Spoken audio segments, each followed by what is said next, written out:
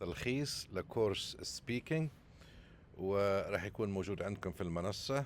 بس الحين بجربه هنا شوي على اليوتيوب، وبعدين طبعا راح اخفيه. زين، نبدأ. اول شيء تقدر من هنا تغير السرعة بتاع الاوديو، فانا راح اختار المرة هذه راح اختار 0.7. Let's begin. The biggest mistake Arab students make in IELTS speaking is jumping straight to the answer. When the examiner asks, "Do you like music?" most students say, "Yes, I like music." This sounds robotic and unnatural. Native speakers never respond this way. Native English speakers always react before they answer. They say things like, "Oh, definitely," or "Him, that's interesting," or "Well, to be honest," before giving their actual response. This tiny habit makes a massive difference to your fluency score. تبدأ بردة فعل يعني. Here is the secret. The examiner decides your fluency score in the first 30 seconds. If you start with natural reactions, the examiner assumes you are a fluent speaker. If you start robotically, they assume you memorized your answers. First impressions matter enormously in IELTS speaking. الانطباع الأول. Part 1 lasts 4 to 5 minutes. The examiner asks simple questions about familiar topics like work, studies, hometown, and hobbies. Many students give one-word answers or very short responses. This is a critical mistake. You need to extend your answers naturally using the RAE formula. After your reaction and direct answer, you must extend. There are 3 ways to extend. Give a reason using mainly because, or the reason is. Give an example using for instance, or like last week, or add a contrast using although, or but on the other hand. You don't need all 3, pick 1 or 2 that feel natural. The goal is to speak for 15 to 20 seconds per question. Not 5 seconds, not 45 seconds. If your answer is too short, you don't demonstrate enough language. If it's too long, the examiner will interrupt you. Find the balance. RAE helps you hit the sweet spot every time. In Part 2, you receive a cue card with a topic and bullet points. You have 1 minute to prepare and 2 minutes to speak. Most students panic and waste their preparation time writing full sentences. This is wrong. Instead, use the 1 minute to plan your PPF structure. The PPF formula works for almost any cue card topic.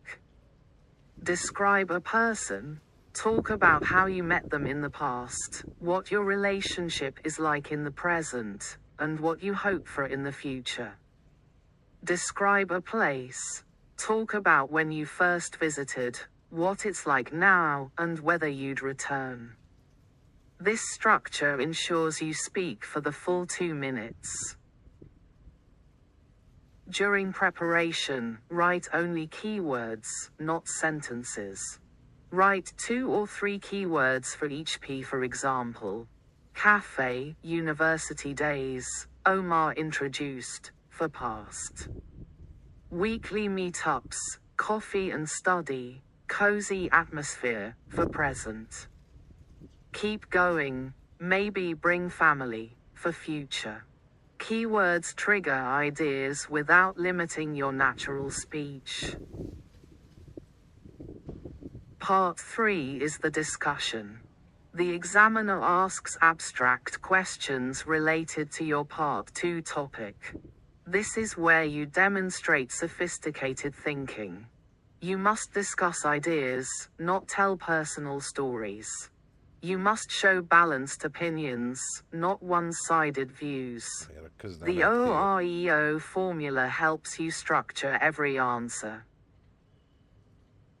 Start with your opinion using hedging language like, I would argue that, or, to a certain extent, I believe. Then give your reason. Then support with an example. Finally, and this is crucial, acknowledge the other side.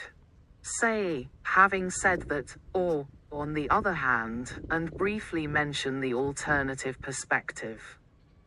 This shows the examiner you can think critically.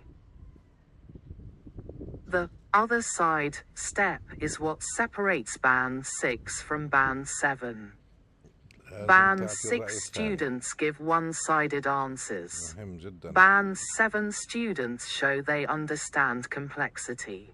Even if you strongly agree with something, acknowledge that others might disagree.